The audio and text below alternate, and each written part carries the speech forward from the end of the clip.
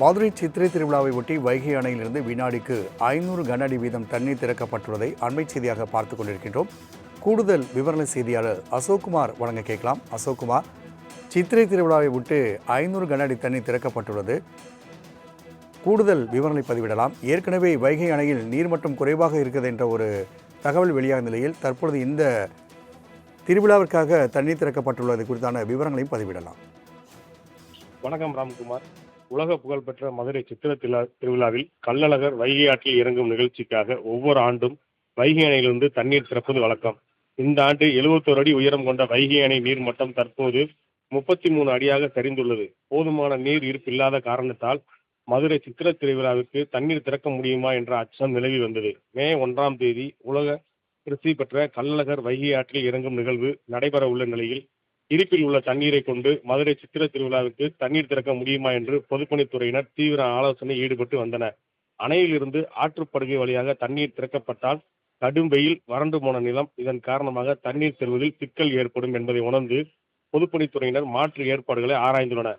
வைகை அணையிலிருந்து பாசன கால்வாய் வழியாக மதுரைக்கு தண்ணீர் கொண்டு செல்ல முடிவு செய்யப்பட்டது. மொத்தமாக 170 மில்லியன் கன அடி தண்ணீர் திறக்க முடிவு செய்யப்பட்டது. அதன்படி இன்று முதல் வருகிற 29ஆம் தேதி வரையில் தண்ணீர் திறக்க முடிவு செய்து வினாடிக்கு 500 கன அடி தண்ணீர் திறக்கப்பட்டது. வைகை அணையிலிருந்து பாசன கால்வாய் வழியாக மதுரைக்கு கொண்டு செல்லப்படும் தண்ணீர் முதற்கட்டமாக மதுரை செல்லூர் கண்மாயில் தண்ணீரை தேக்கி வைத்து அங்கிருந்து கள்ளழகர் ஆற்றில் இறங்கும் பகுதிக்கு கொண்டு செல்ல முடிவு செய்யப்பட்டது. இது தவிர மதுரை கொண்டமாரி ஓடை வழியாக மதுரை கள்ளழகர் ஆற்றில் இறங்கும் பகுதிக்கு தண்ணீர் கொண்டு செல்லவும் திட்டமிடப்பட்டுள்ளன. மதுரை சித்திர திருவிழாவை போலவே சோழவந்தான் பகுதியிலும் கள்ளழகர் ஆற்றில் இறங்கும் நிகழ்வு பிரம்மாண்டமாக நடைபெறும். அந்த நிகழ்விற்கும் தண்ணீர் வழங்கும் வகையில் ராமராஜபுரம் பகுதியிலிருந்து சோழவந்தான் பகுதிக்கு தண்ணீர் வழங்கவும் திட்டமிடப்பட்டுள்ளது. ஏற்கனவே சரிந்து பரிதானமான நிலையில் காணப்படும் வைகை அணை இருந்து தண்ணீர் திறக்கப்பட்டுள்ளதால் அணையில் நீர்மட்டம் 4 முதல் 5 அடி வரை சரியும் என எதிர்பார்க்கப்படுகிறது. மதுரை சித்திரை திருவிழாவை ஒட்டி வைகை அணையிலிருந்து வினாடிக்கு 500 கன அடி வீதம் தண்ணீர் திறக்கப்பட்டுள்ளதை அண்மை செய்தியாக பார்த்துக் கொண்டிருக்கின்றோம். கூடுதல் விவரண செய்தியாளர் அசோக்குமார் வழங்க கேட்கலாம். அசோக்குமார், சித்திரை திருவிழாவை விட்டு 500 கன அடி தண்ணீர் திறக்கப்பட்டுள்ளது. கூடுதல் விவரங்களை பதிவிடலாம். ஏற்கனவே வைகை அணையில் நீர்மட்டம் குறைவாக இருக்கிறது என்ற ஒரு தகவல் வெளியான நிலையில் தற்பொழுது இந்த திருவிழாவிற்காக தண்ணீர் திறக்கப்பட்டுள்ளது குறித்தான விவரங்களையும் பதிவிடலாம். வணக்கம் ராம்குமார். உலக புகழ்பெற்ற மதுரை சித்திர திருவிழாவில் கள்ளழகர் வைகை ஆற்றில் இறங்கும் நிகழ்ச்சிக்காக ஒவ்வொரு ஆண்டும் வைகை அணையிலிருந்து தண்ணீர் திறப்பது வழக்கம்.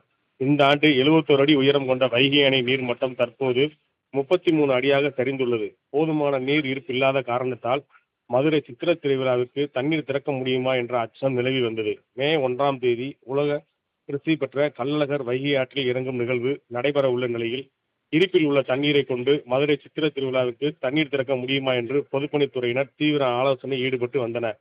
அணையிலிருந்து ஆற்றுப்படுகை வழியாக தண்ணீர் திறக்கப்பட்டால் கடும் வெயில், வறண்டு போன நிலம், இதன் காரணமாக தண்ணீர் செல்வதில் சிக்கல் ஏற்படும் என்பதை உணர்ந்து பொதுப்பணித்துறையினர் மாற்று ஏற்பாடுகளை ஆராய்ந்துள்ளனர்.